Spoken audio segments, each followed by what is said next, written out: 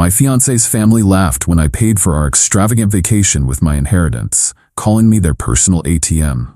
I smiled and said, "Glad I can help." The next morning, they woke up to find me, their luggage, and their passports gone. 72 hours later, my phone was flooded with desperate messages begging me. I am sitting in a hotel room that costs more per night than my first car. The silence is the most expensive thing in here, and it is worth every penny. 3 days ago, that silence was filled with the sound of my fiancée and her family laughing at my expense. Now, their panicked messages are the only noise, and I am letting them echo into the void. My name is Leo, I am 31, and for the last 4 years I have been engaged to a woman named Chloe. I own a small logistics company that I built from the ground up. It is not glamorous, but it is mine, and it does well. Chloe, on the other hand, comes from a family that values appearances above all else. Her father, Marcus, is a retired sales executive who still talks about his commission checks from 1998. Her mother, Eleanor, volunteers for charities mainly for the photo opportunities. And her brother, Julian, sells luxury cars and has an ego as inflated as his monthly lease payments. They have always treated me with a kind of polite disdain, like a piece of furniture that is useful but does not quite match the decor. I was the steady one, the reliable one, the guy who could fix their Wi-Fi and pay for dinner without making a scene. They called me their rock, but I was more like their doormat. I paid for Chloe to get her master's degree, covered the down payment on Julian's must-have condo when his credit was shot, and co-signed a loan for Marcus to invest in a friend's surefire business venture that, predictably, went nowhere. I did it because I loved Chloe, and I thought this was what you did for family. The final act of my stupidity began 6 months ago. My grandmother passed away and left me a significant inheritance. It was not life-changing money for a billionaire, but for a guy like me, it was a safety net for the rest of my life. I told Chloe, of course, and her family's interest in me suddenly became much less polite and much more enthusiastic. Suddenly, they started talking about a proper family vacation. Not our usual weekend trips to a lake house, but a real, once-in-a-lifetime getaway.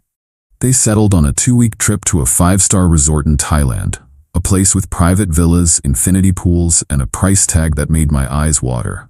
Chloe insisted it would be the perfect way to celebrate us and to finally feel like a real family. I knew what was happening. My inheritance was burning a hole in their pockets, but I agreed.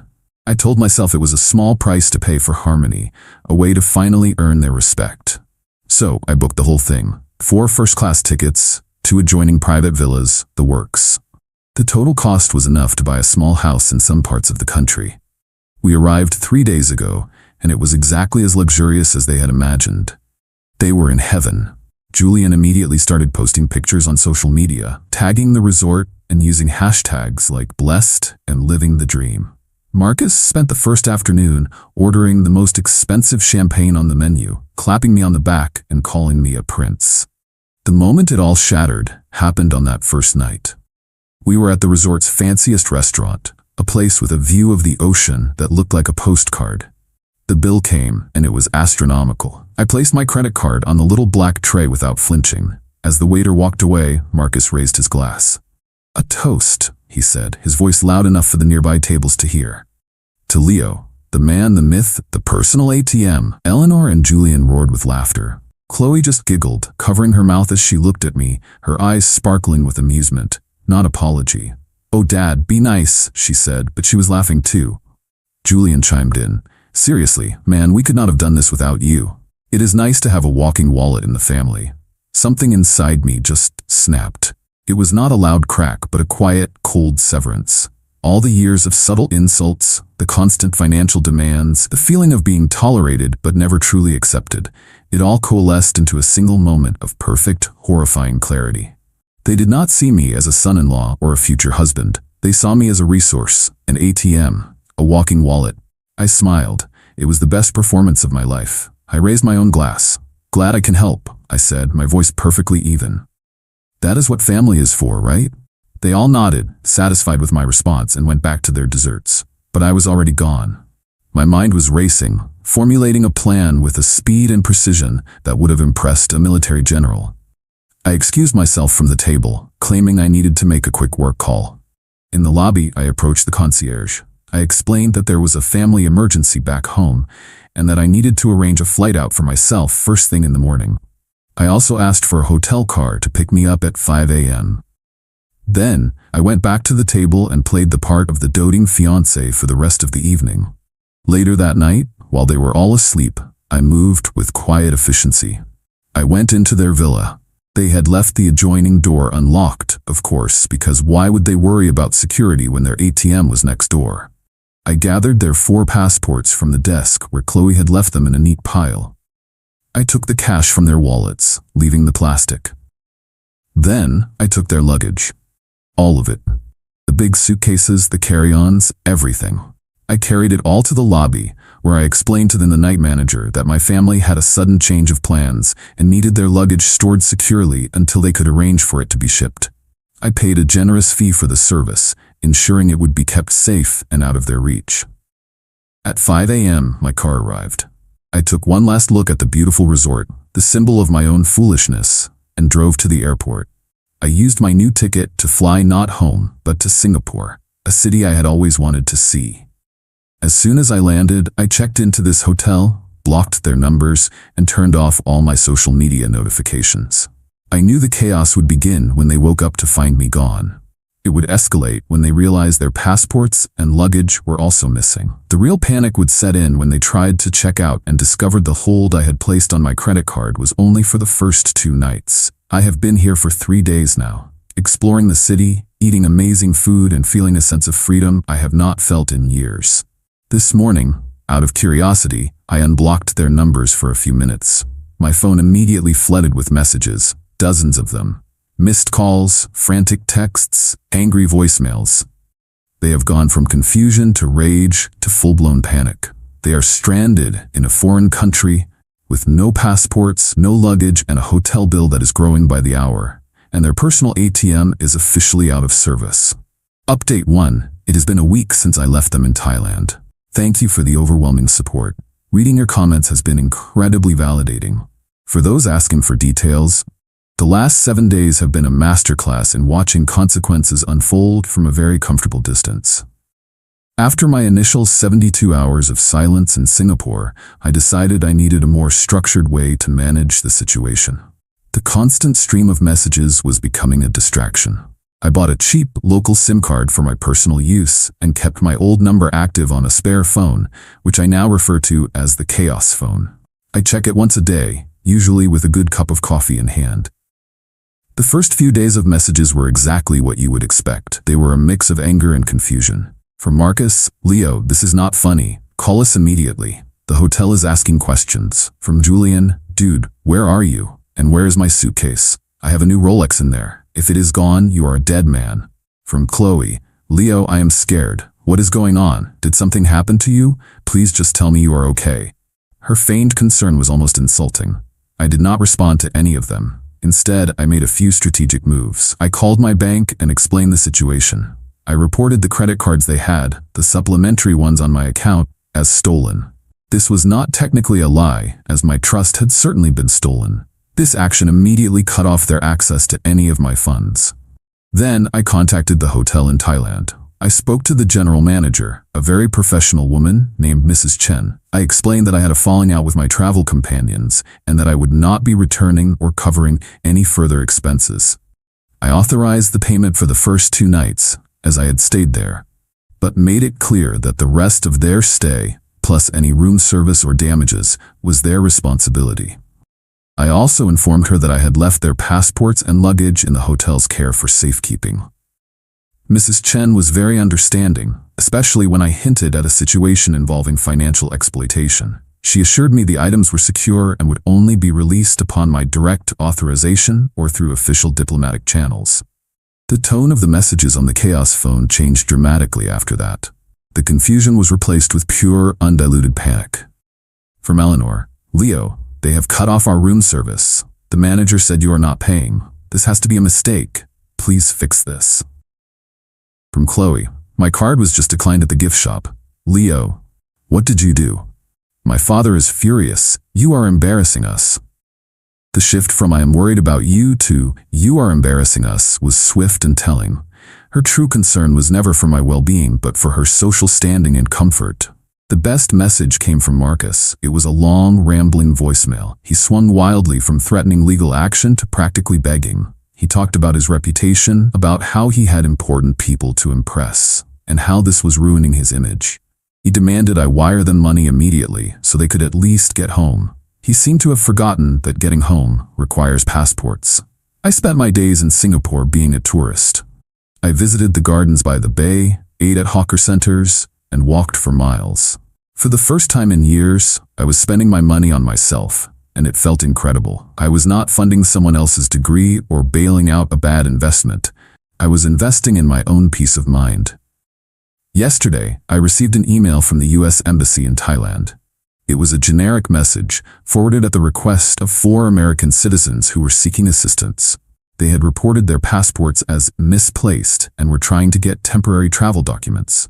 The process, as I know from a quick search online, is a bureaucratic nightmare. It requires proof of identity, proof of citizenship, and a lot of waiting. All of their proof was in their luggage, which was securely stored under my name. I replied to the embassy email, stating that I was the individual who had arranged the trip, and that, due to a severe personal conflict and concerns about their intentions, I had left their documents and belongings with the hotel for their own security. I explained that I would be happy to authorize the release of their belongings to an embassy official, but not to them directly. I was being helpful. You see, this morning, the Chaos phone had a new series of messages. They have clearly been to the embassy and have been informed of the situation. They now know that their passports are not lost, but are being held. They know that I am the one who holds the key. From Chloe, Leo, this is insane. The embassy said you have our passports. This is illegal. You are holding us hostage. I am calling a lawyer. From Julian, I am going to destroy you for this. You have no idea who you are messing with. The threats were empty, and they knew it. I had not stolen anything. I had secured it.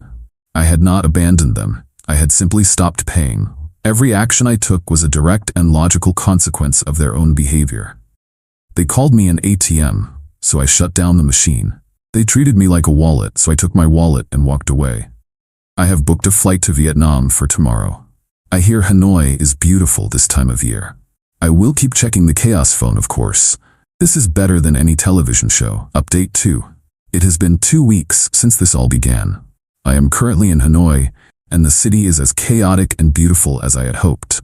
The Chaos phone, however, has entered a new and much more interesting phase. The initial panic has subsided and has been replaced by desperation and a series of hilariously misguided attempts at manipulation. After my last update, I followed through on my promise to the embassy.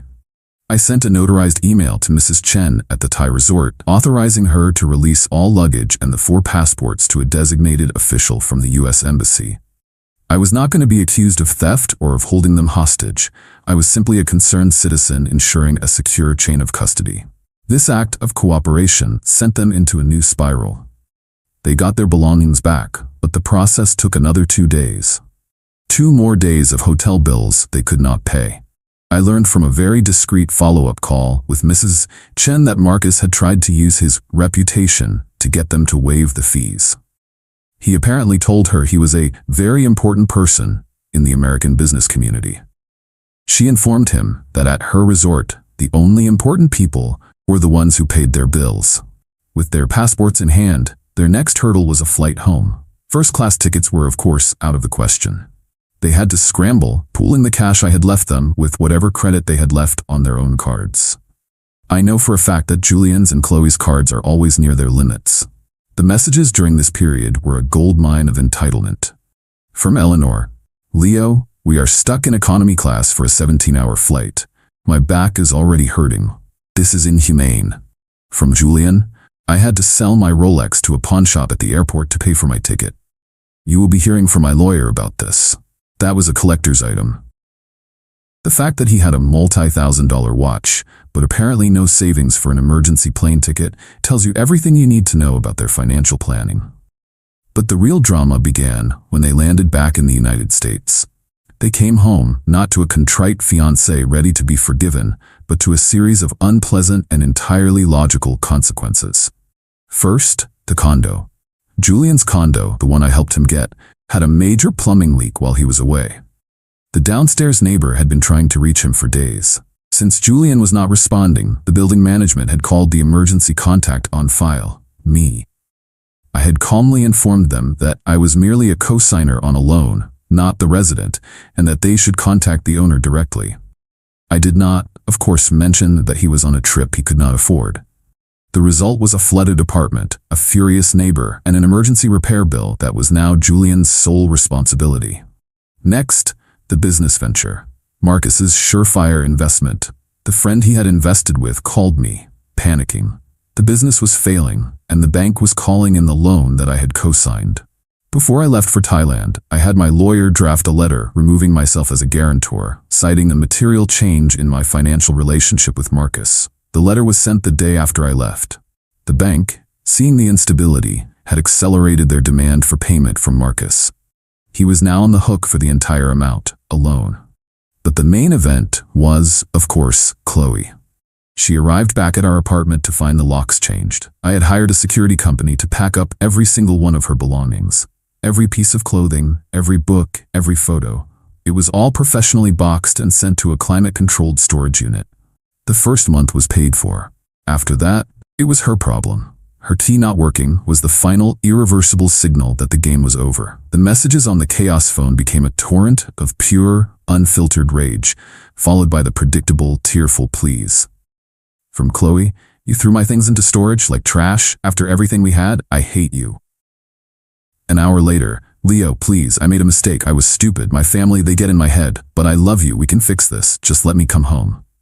And the kicker, I am at my parents' house. It is awful. Julian is yelling at everyone, and my father will not stop talking about his lawyers. I cannot live like this. I need you. You are my rock. They had used that word again, rock. The thing they all stood on, the thing they took for granted, the thing they never once thought might move.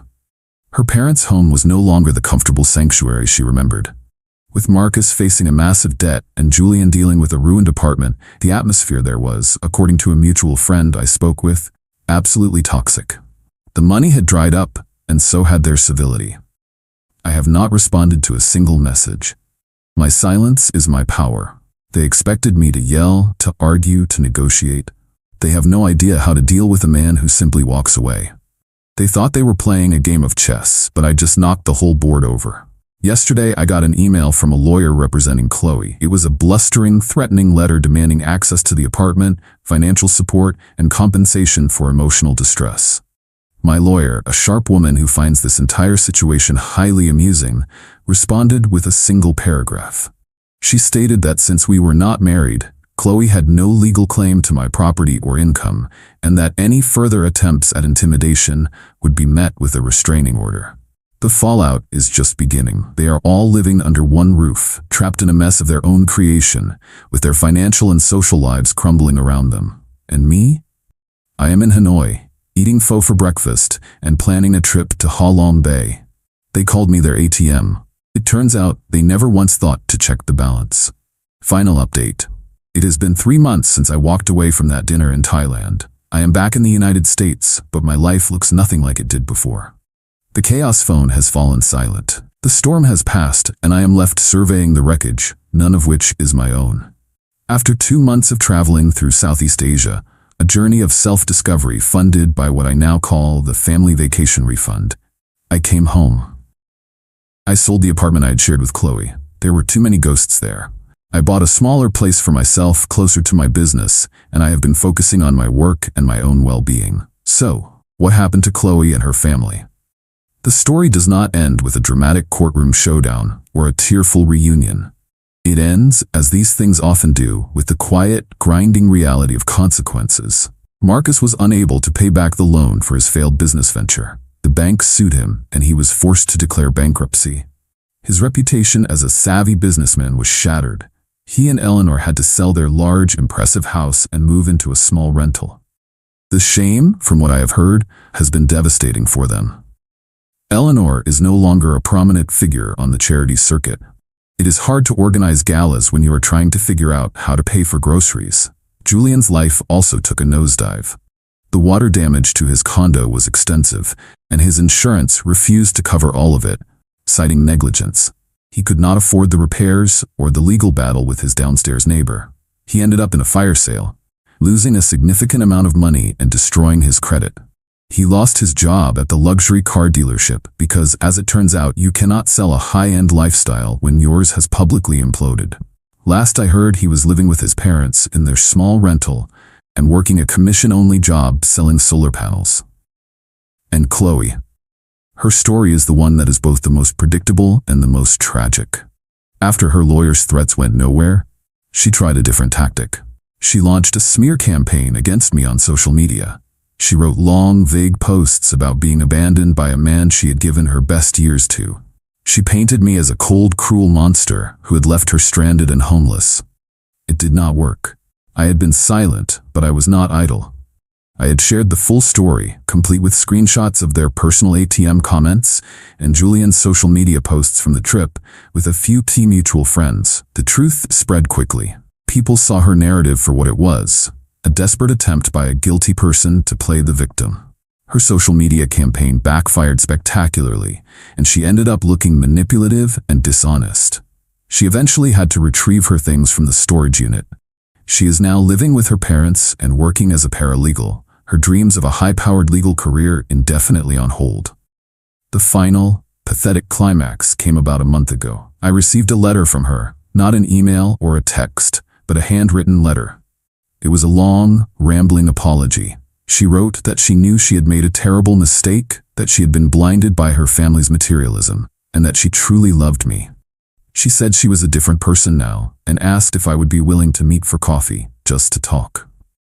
For a moment, a very small part of me felt a flicker of the old affection, but then I remembered that night in the restaurant, the laughter, the casual cruelty in their eyes, the chilling realization that my love for them was just a commodity to be exploited. I did not write back. I did not call. I simply took the letter, folded it neatly, and put it in a box with the other relics of my old life. Some things, once broken, cannot be fixed. And some people, once they show you who they really are, should be believed the first time. The revenge was not in leaving them stranded. It was not in the financial fallout or their social ruin. The true revenge was in my silence. It was in my refusal to engage, to argue, to be the villain in their story or the savior they so desperately needed. I simply removed myself from the equation. I was the ATM they took for granted, and my revenge was to show them the value of something priceless: my presence, my support, and my love. And now they know what it is like to have an account that is permanently closed. I am free, and for the first time in a long time, my life is my own. The silence is no longer just in my hotel room, it is in my soul, and it is peaceful.